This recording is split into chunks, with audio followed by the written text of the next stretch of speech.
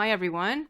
Today, I'm going to be reacting to the recent The Batman movie featuring Robert Pattinson as the Batman.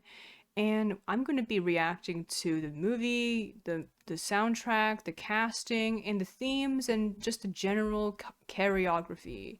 And we're going to be also talking about how this compares to Teche's recent review of The Batman, which you can watch in the description because I've linked it there as well.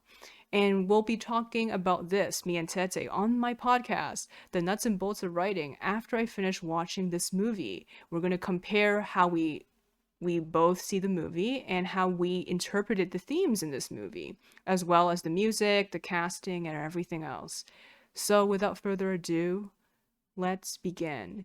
Note that I will not be reacting to the whole movie in this video because that's going to be like 3 hours. So, you're only going to get the most important reactions. So this is an edited video, not a live one, even though I did want to do a live one. But I was like, I don't think anyone wants to watch a 3 hour video where I'm just going to be mostly quiet for, most of the scenes because I'm not going to be speaking every minute, right? So let's begin.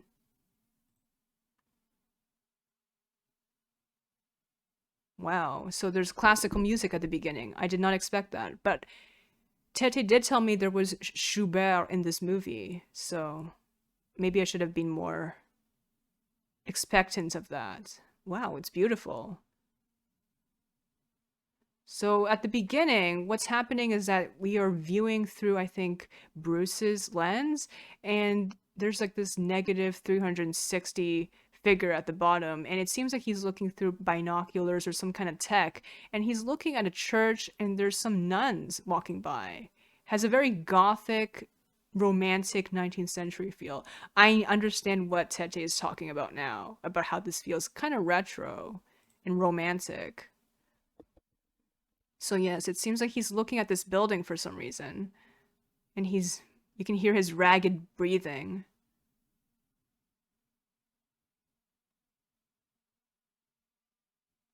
And there's someone fencing inside the building. Makes you wonder if it's another superhero. I think it is. Is it Deadpool or something? It's a guy in red.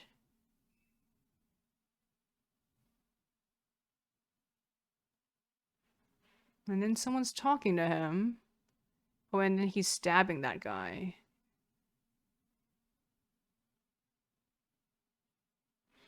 So it's like we're looking at the world of superheroes from the outside at this point.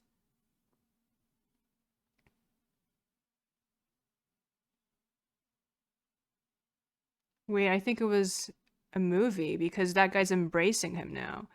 So it seems like it was just acting or a game or something.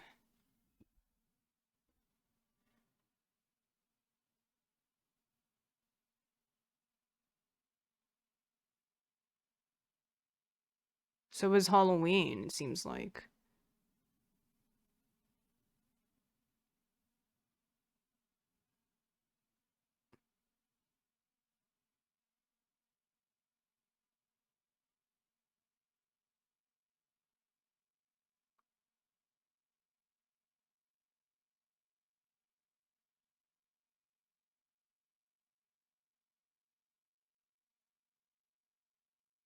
So it seems like we are now focusing on someone who is, I don't know who he is, but he seems to be some kind of boss or someone like that, but I don't know who he is yet.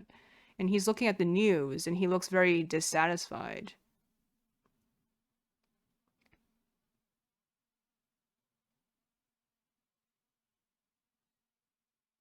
And now on the news, they're talking about how there's a masked vigilante running around in the streets.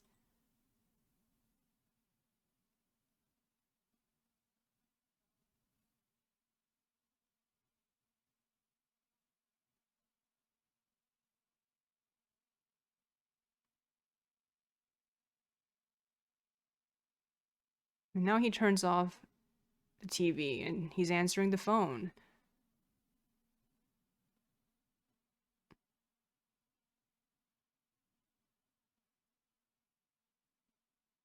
There's a guy in a gas mask.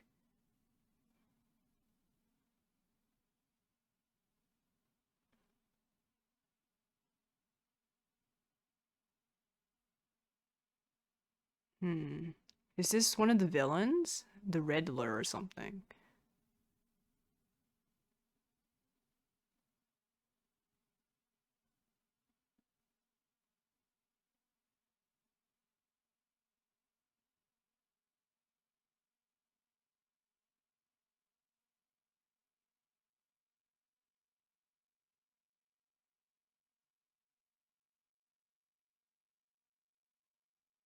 Okay, now he's getting attacked. For real, so it's no longer a game.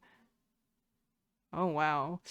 It's the masked guy just randomly killing him.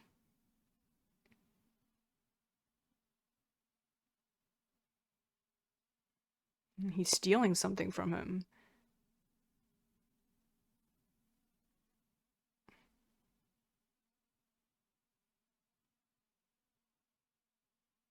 And just right after they talked about, masked vigilante running around, makes you wonder if this guy, you know, deserved it or if he was innocent. And of the whole grayness of the whole issue of vigilanteism. We still don't know who this masked man is.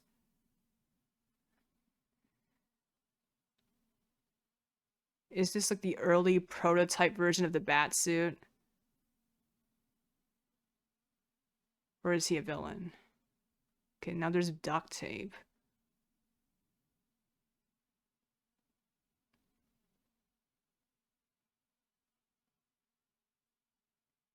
Now we hear Pattinson's voice. He still doesn't sound very American. Like, on the surface he does, but the longer you listen to his voice, the less American it sounds. Something about the syllables seems kind of blurred.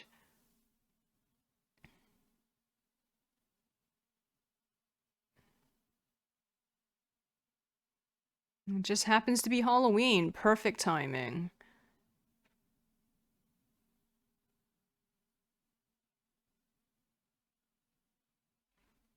He's hiding in the shadows, watching people who are hiding in the shadows. So it does seem like he is the masked guy we saw at the beginning.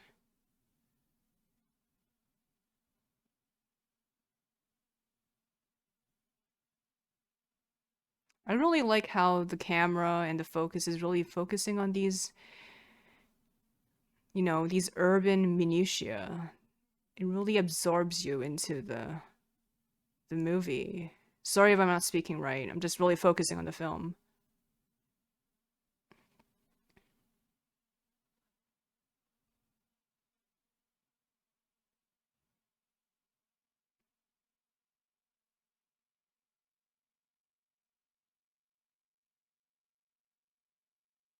Now they're on the subway, and this is a beautiful shot of, the rainy subway car, and you can see how the windows are really blurred, and you can't really make out who's inside. Wow, there's a bunch of guys in Joker like makeup or Juggalo makeup. Makes you wonder if they're supervillains too. It's hard to tell when it's Halloween, right? Everyone's kind of dressed up like this. Yeah, you can really tell Gotham is based on New York City because the subway looks terrible, just like the New York City one does. Now it seems like we're looking at Pattinson, and there's this red velvet. I don't understand where he is. Is he at home?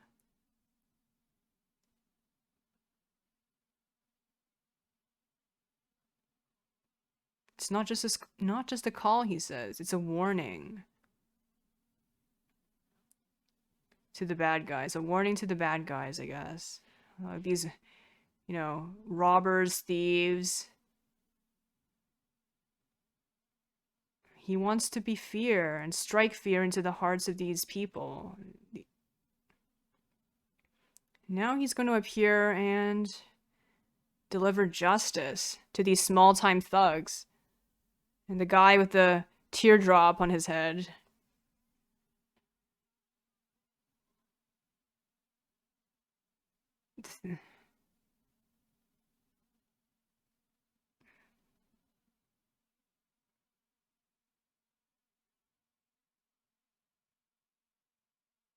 Oh, so the guy from the beginning, the masked guy, I think he is a villain because now he's really afraid because he thinks that Batman's coming after him. So he is.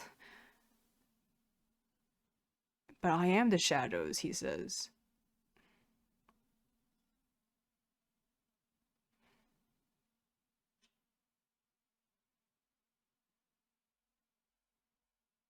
Oh gosh, the subway car looks terrifying.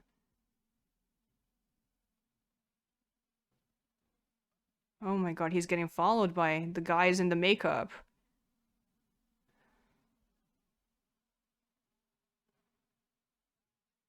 No, oh no, someone save him. That's why you should never take the subway. It's so dangerous.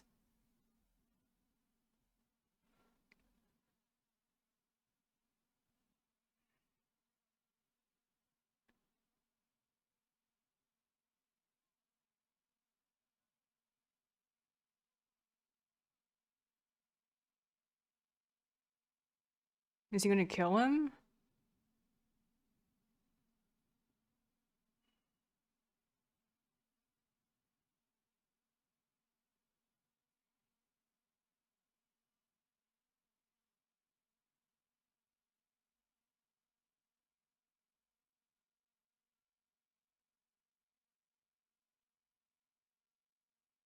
Now there's like these banging sounds. It seems like Batman's coming. Oh, we see him now. He's covered in rain. And now those guys in makeup are kind of scared. But they're claiming not to be. They're like, oh, laughing and saying, oh, who's that guy? You see that guy? The hell are you supposed to be? One of them says.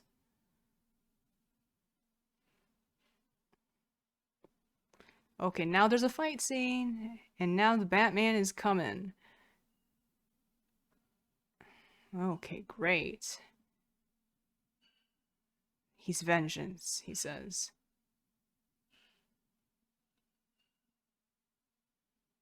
I'm so glad he came in time.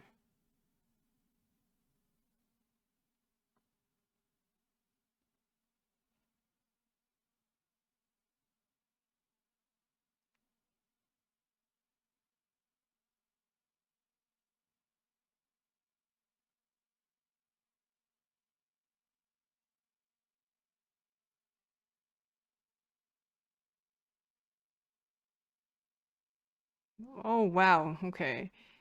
He just gave that guy an electric shock.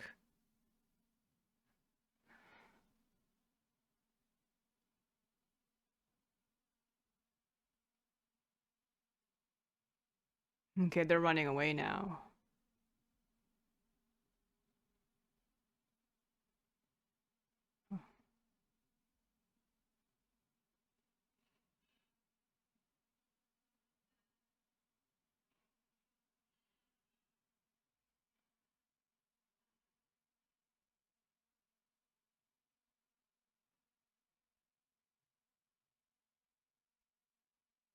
And now the man who was saved, now he's just looking at Batman. He says, please don't hurt me.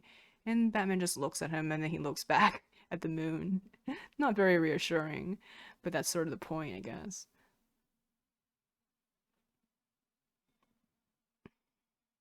Okay, now we see a bunch of policemen, and Batman's following them into a hotel or something, or meeting room.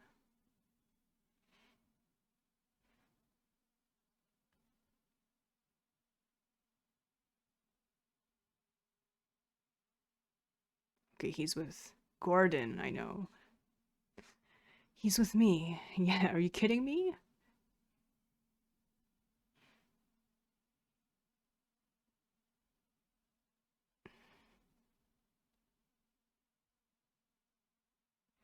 I just love how Batman is just glaring at everyone, and he doesn't need to be vocal. So no wonder Tete said he was like Joel. He doesn't need to say anything. Oh, so they captured someone.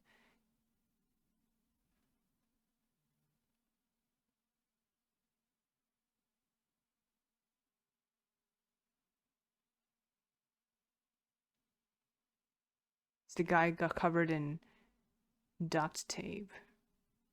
No more lies.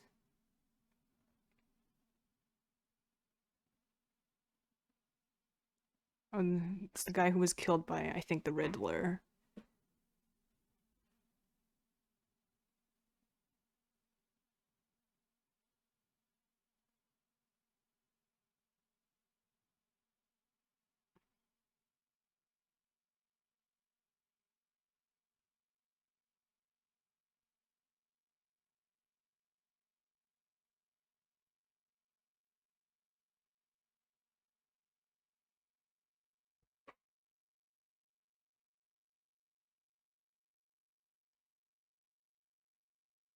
So he chopped off the guy's thumb, and that's how he died.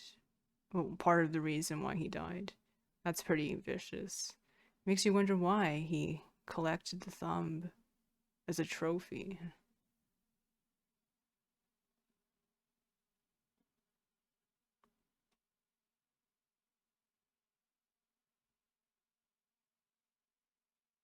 So he's the mayor, the guy who died.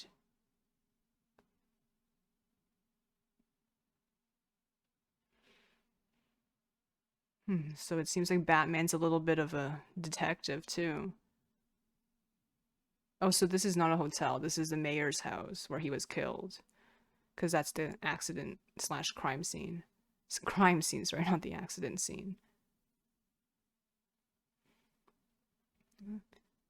So the bad guy sends a card.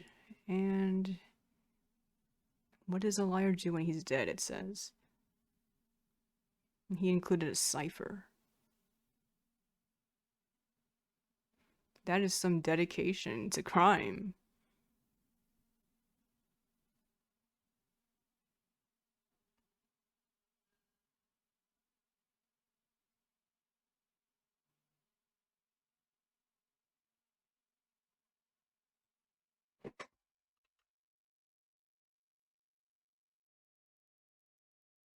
Alfred's so wholesome, I guess, in a way. Well, not wholesome, but I do like his relationship with Bruce.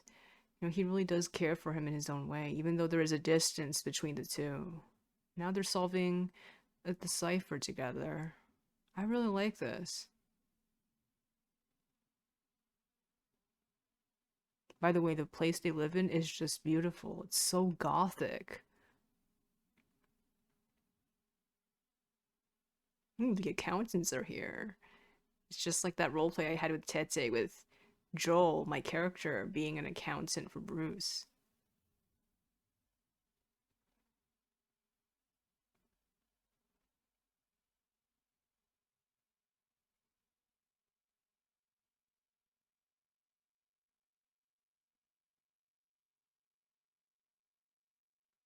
Bru- Drive. So now the cipher says drive.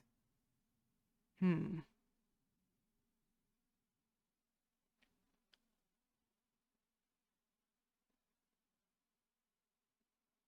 So he has a car. And now we're going to be watching the Batman meeting Selina slash Catwoman for the first time, but she's in her civilian outfit, so she hasn't been revealed as Catwoman yet. And he's with the Penguin right now as well. So it seems like she works for him,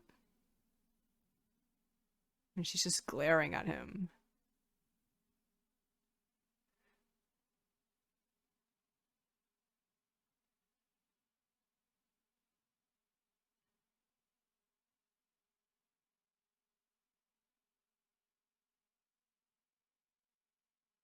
Hmm. A lot of looking and staring at each other. It seems like there's already something between them in a way.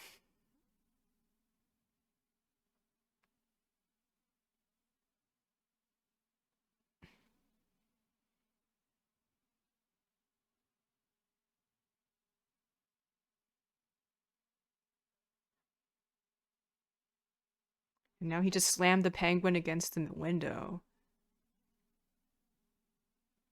The Penguin really feels like a mob boss and, not just some cartoony villain. So I really liked how they did that. He feels very realistic, like a mobster or potentially a pimp.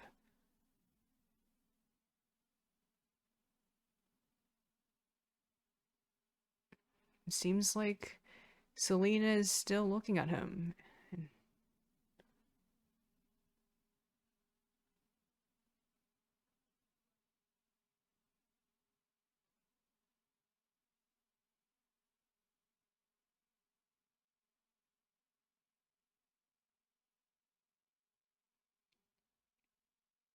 Oh, look at those pair of boots. It seems like those were the one that Selina were wearing. Was that why he was always looking at her? Because the first thing he saw of her were the boots. Oh, now he's running after her, it seems like.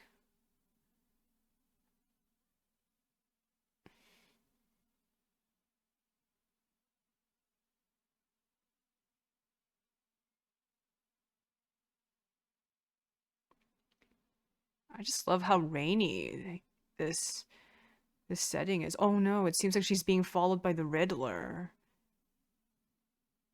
Oh no, now this is how she's going to be saved by him, right?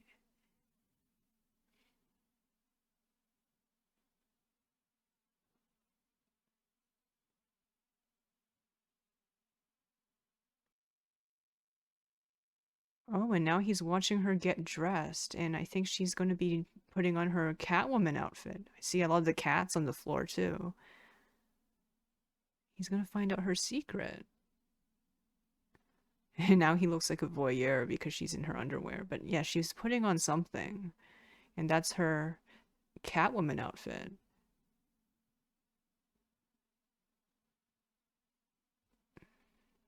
He's found out her secret. She should have put, some curtains on those windows.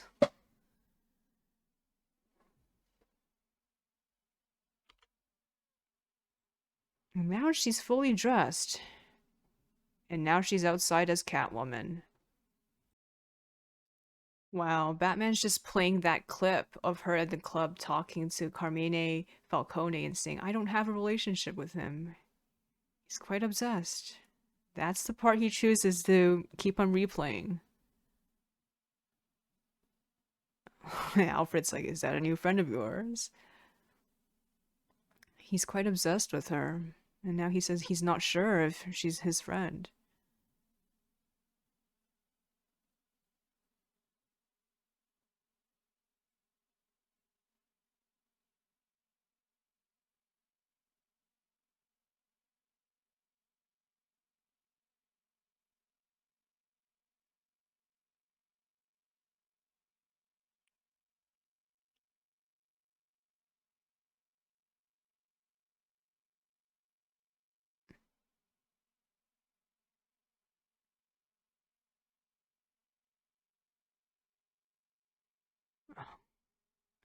A bat is also a rat with wings.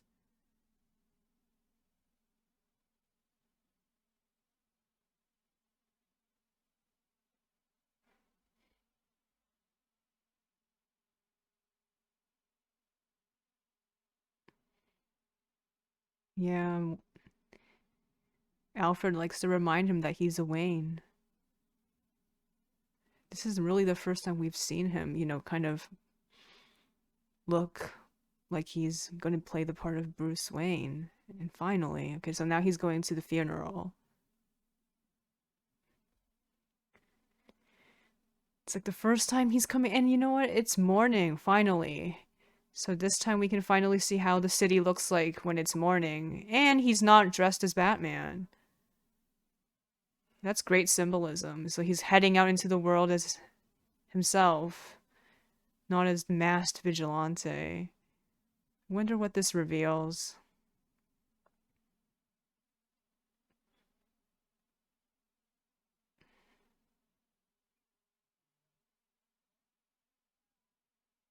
Everyone recognizes him.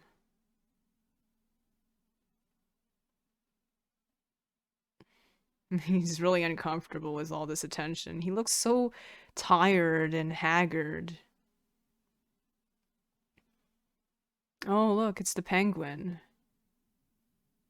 And Carmine Falcone is coming out of the car too. And there's a lady. Who is that? Is it the one in the photo? Yes, it's the woman with the boots.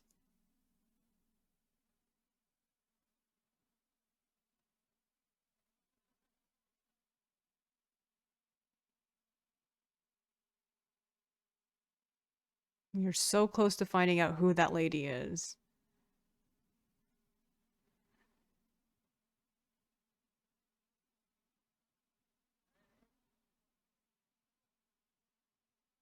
Oh, it's the girl from the club, isn't it?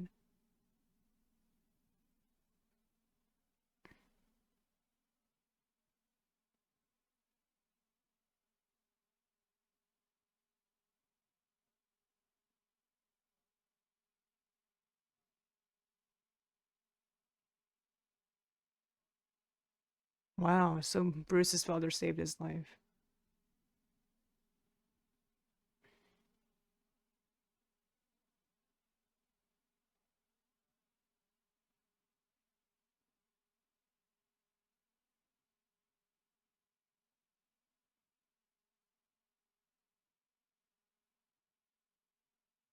Hmm.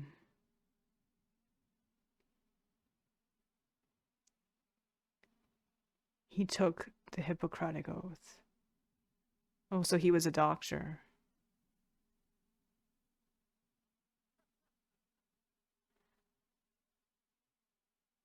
So now we know who that lady is. I wonder who it is. Like, is it his mistress or something?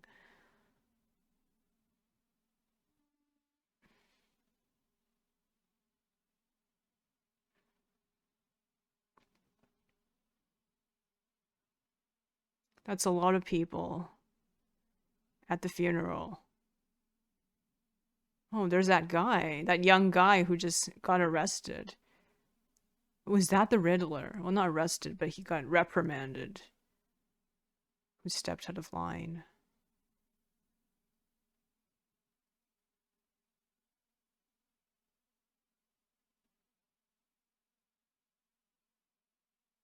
Oh, was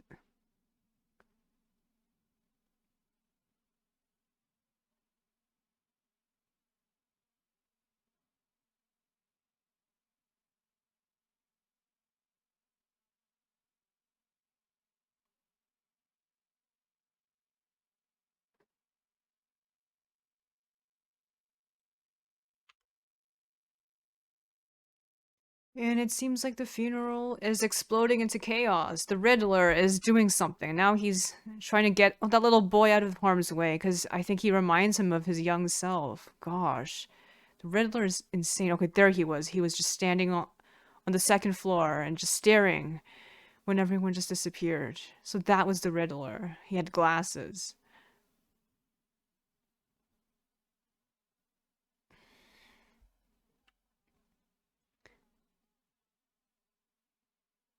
And it turns out there's no one in the car. He's dead already.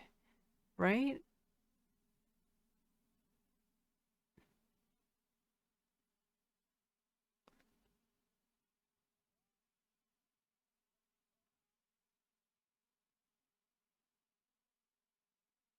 Oh no, it's that guy. It's Coulson.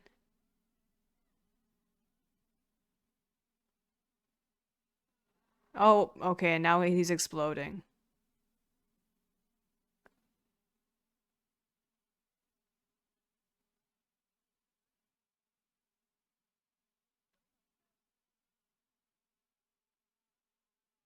And there's something addressed to the Batman on his chest.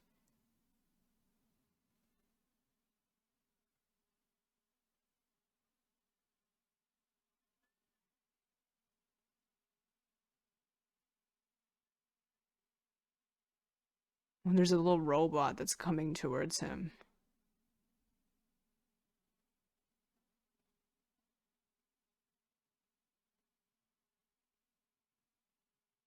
I wonder what this robot's for.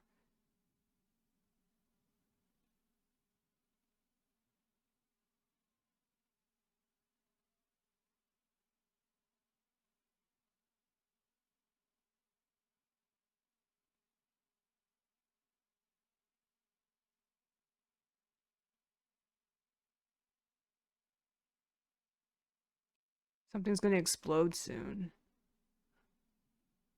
This is very intense. Oh, the Batman. He's here.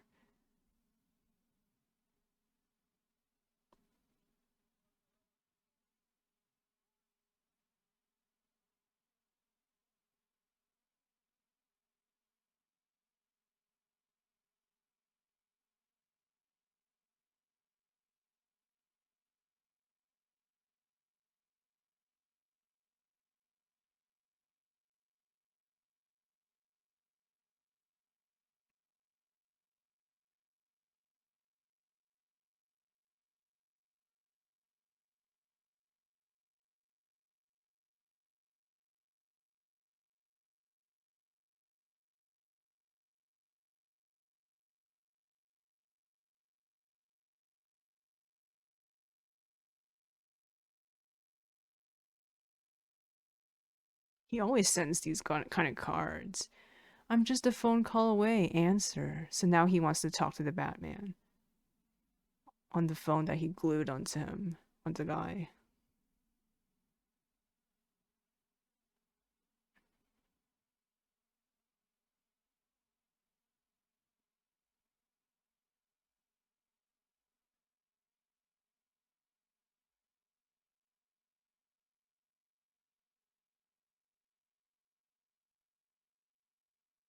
Man, the Riddler's creepy.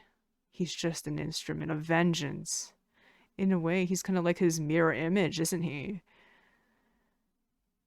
Because he's also after corruption and crime in a way, but in his own twisted way.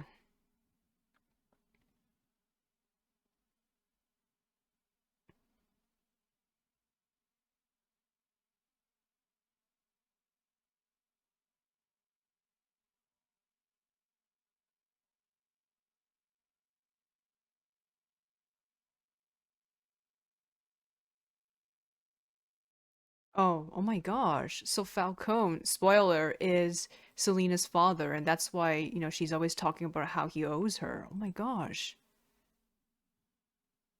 I did not know this. This would be so unexpected. Oh, so that's why he touched her face. I guess it wasn't that. It was sort of a paternal thing. Her mother worked at the 44 Below, just like Ani. She used to take her there when she was a little girl, so that's why she's so used to the club.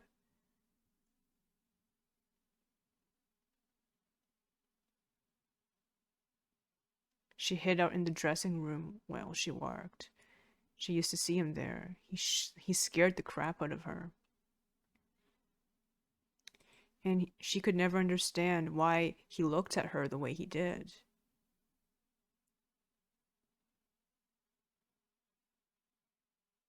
And then one night, her mother, social services came to take her away, but Falcone didn't do anything or say anything.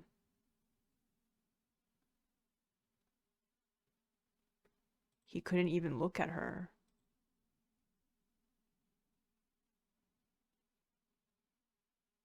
So that's why he owes her that money. And all Batman can say is, he's sorry. And she said it's okay. And that he assumes the worst in people. That's so much like Joel, isn't it? Maybe we're not so different after all, she says. Yeah, that's true. They do have a lot in common. And now she's reaching towards him and saying, who are you under there? And she's touching his mask. Where are you hiding? And now this is a tender scene where she's touching his face. Are you just, she says, hideously scarred? Oh, wait, she didn't see his face when that scene where he did see her from the contact lenses thingy, but she never saw what he looks like before. That's true, I forgot that. And she says if we don't stand up for Annika, no one would.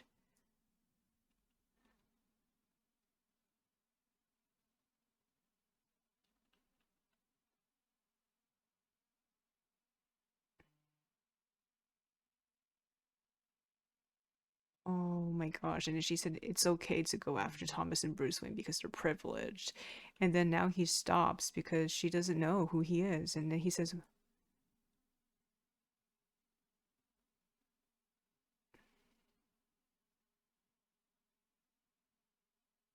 will she ever find out that he's actually Bruce Wayne? In this movie, at least?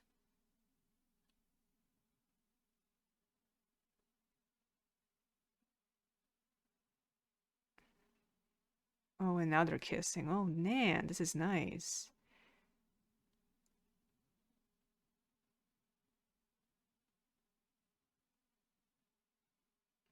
I wonder when she's going to find out who he is. What just happened to him with Alfred.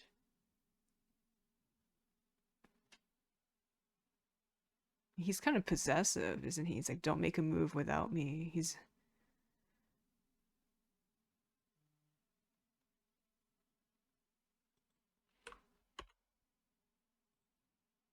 now I'm watching the scene where Bruce is talking to Carmine, after it's been revealed by the Riddler, spoiler, that, his parents were actually not that ideal and they actually had some dealings with Carmine.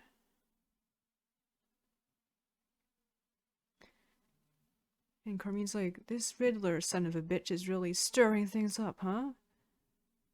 And now he's wondering if it's true what the Riddler said.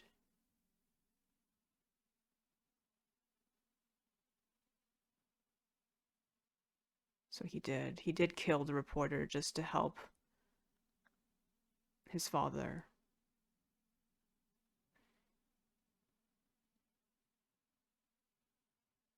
So it is true, the thing about her mother, his mother.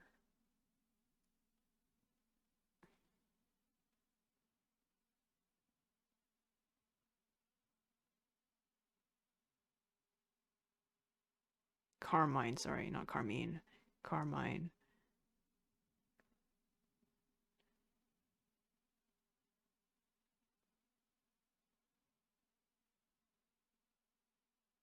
So that's why he had to kill him, basically. Very gray.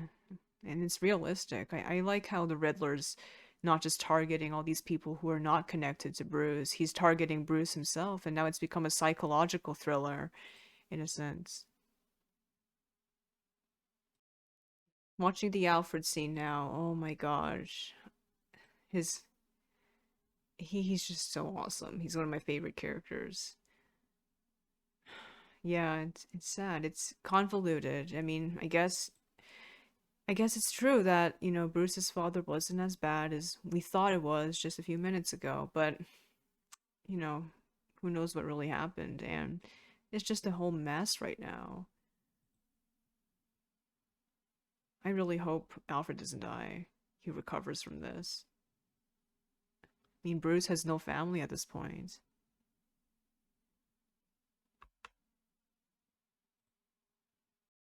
Now we're watching the scene where the Riddler is in prison after, the rat was shown into the light, who was Carmine.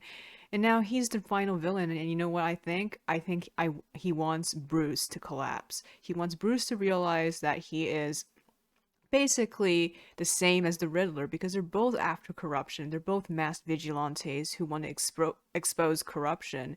And he's like, you're just like me. Why don't you realize that, you goddamned, idealist who doesn't realize it? And he's like, oh, you're so thick, but finally you realize it now. And I think he wants, Batman to off himself. He wants him to doubt himself, which was already done when, all that stuff about Carmine was exposed and his parents, a little bit. But then he regained a bit of his trust again when Alfred told him more. And now I think he's going to learn even more. And, I think the Riddler's going to have some games to play. And, he's going to have to face more doubts. So let's see what happens. The Riddler is so excited to see him finally, because this whole life was built around meeting Bruce and dismantling him.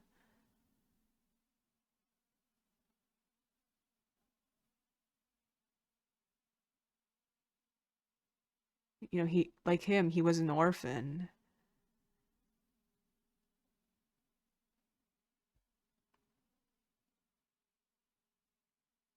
Hmm. Wonder how he knows so much about him. Does he also spy on people? I think he does.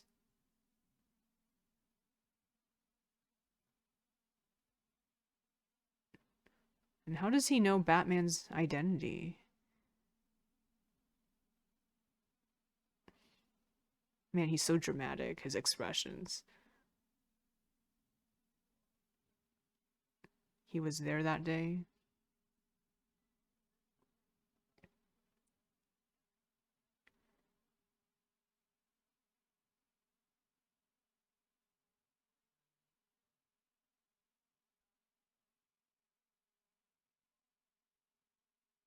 So that's why he hates him, because no one talked about him in the orphanage. Because he was an orphan too, but Bruce Wayne, that rich orphan that everyone talked about.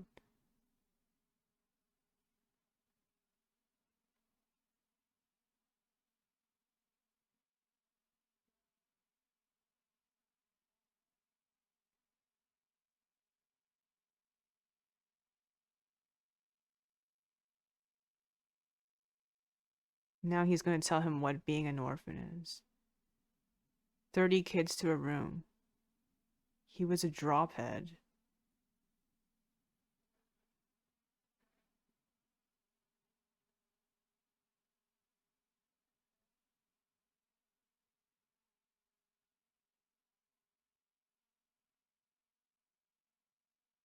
Man, he's so dramatic. He can't wait to break Bruce. Oh no, let's talk about the billionaire with the daddy.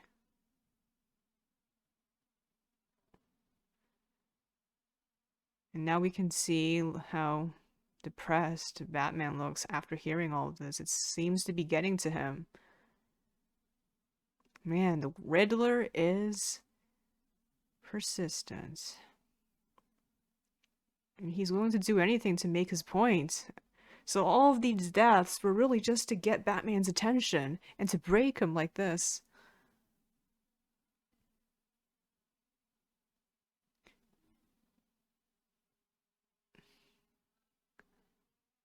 Now he's like, oh, I wish you could have seen me in my mask.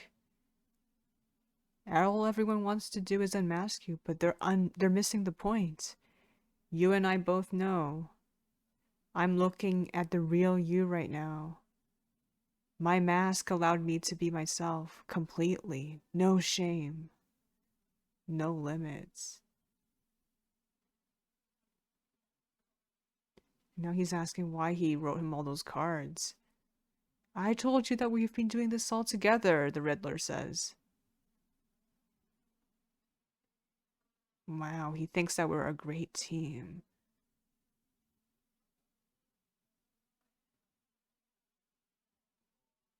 So now he's like, I'm the mastermind. I'm the one who directed you and kind of taught, encouraged you to do all those things. Oh man.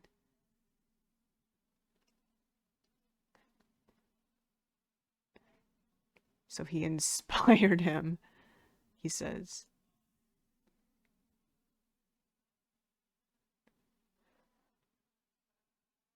And then he's calling him out on his psychopath. Oh my gosh. And now he's just screaming, no! And now he's losing his mind. This is not how this was supposed to go. Like, he wanted him to break him out of prison, I guess? And now he's screaming. Now he's throwing a temper tantrum.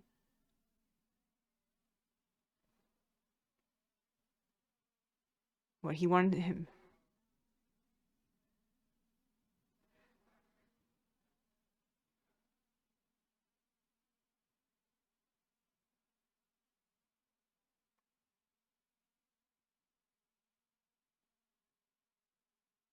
What is he talking about?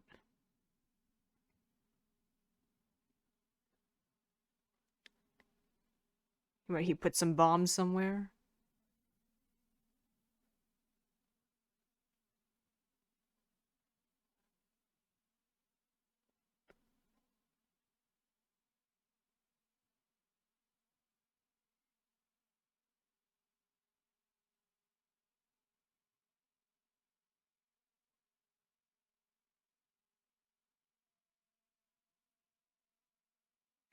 What the hell? Ave Maria. Oh my god, he's so enraged now. Yeah.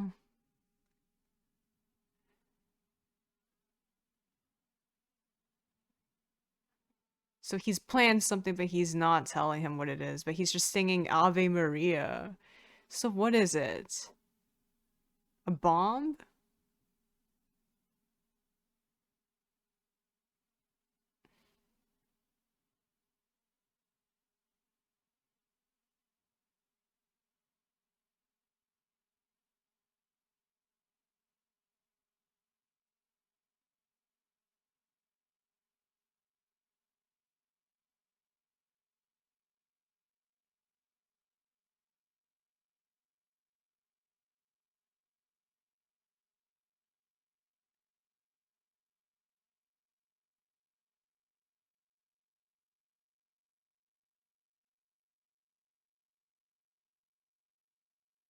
Hmm.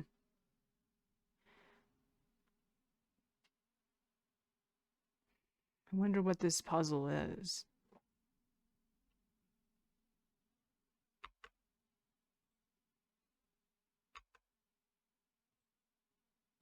Now I'm watching the last scene and Catwoman is saying goodbye to Batman. And she's saying that she's going upstate and there's going to be a power grab. And he knows, but he believes that the city can change. Now he believes that he's not just vengeance, but also hope. Because otherwise, he's going to become like the Riddler and his followers. Is she ever going to find out he's Bruce? He is a CEO, hedge fund type.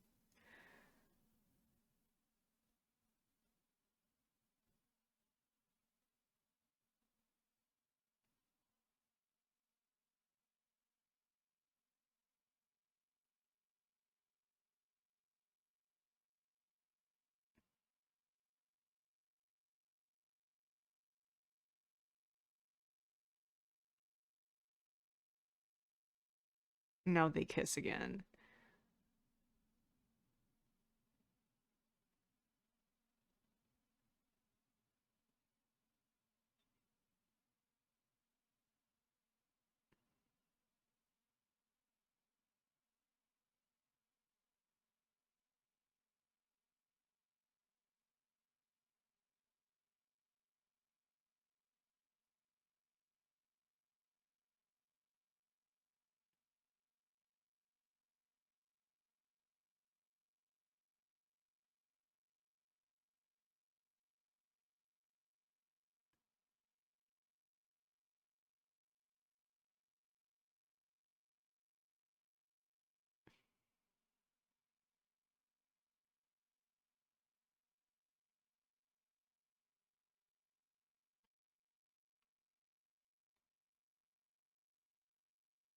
We are heading towards the end now, and wait, is he following her? It seems like he is. Or they happen to be heading in the same direction.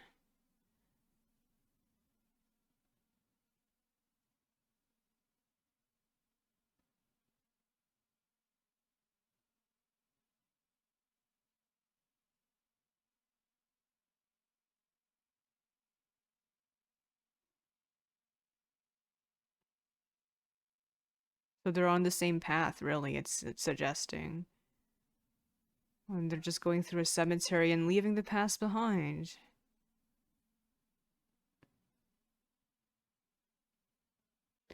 So, wow, that was good. I really, really liked it, and I think it's one of the best films I've ever seen in a really long time. And that's saying a lot because I generally don't watch a lot of films. And, in recent years, not a lot of things have really made an impression on me.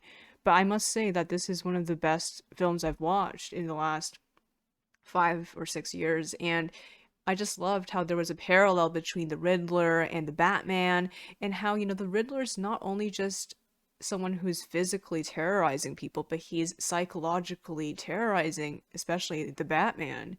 He wants to kind of deconstruct why he is a superhero and kind of just challenge and break his idealism. Because, you know, we always kind of see Batman, at least from what Tete has told me, because I am not really, you know, someone who's in fandoms or anything, so I'm not really quite knowledgeable about this. But Batman is always seen as the edge lord, you know, the edgy guy who doesn't really have that many ideals. He's very cynical and, you know, he's very attached and aloof. You know, he's usually challenging someone like Superman, who is considered more idealistic. But here, he's being challenged by someone who's even more cynical in a way than he is, who is the Riddler. And in so many ways, the Riddler is like a flip side of him, but you know, without the hope. He's someone who's kind of lost track of what he's doing. Maybe from the very beginning, they had a lot of similarities, like being an orphan and feeling that they had to avenge themselves, but they definitely diverged into two very different paths. And at the end, Bruce realizes that he isn't like the Riddler, and he's not going to fall for what the Riddler was suggesting. And the seed he was planting in his mind of self doubts, he conquered that first time with Alfred, and the second time by realizing that, you know, he's here to help the city too. He's not just here to fight for his parents. And you know, he can't just base his whole career as a superhero or as a hero based on, you know, avenging his parents. So this was definitely a 5 out of 5. I loved the cinematography. The chemistry between Catwoman and Batman was just amazing. And all the twists and turns and the puzzles and the car chases, they really keep you on your toes. And they never feel extraneous. I think one of the problems with a lot of modern media is that a lot of things are just added in just to get views, or you know, oh, you know, every movie has to have a car chase scene, every movie has to have that. But here everything feels like part of a cohesive whole, and everything contributes to every other part. So you know, you have to watch the whole movie to get the whole puzzle, just like how, you know, the Riddler was you know, carefully planning out every part of his plan to get Bruce at the end. And you know, this was just beautifully constructed. It's intricately filmed. It's just amazing. The colors, the texture, you know, you can really feel like Gotham is a real city. It feels like something you can just go to. It just feels so real.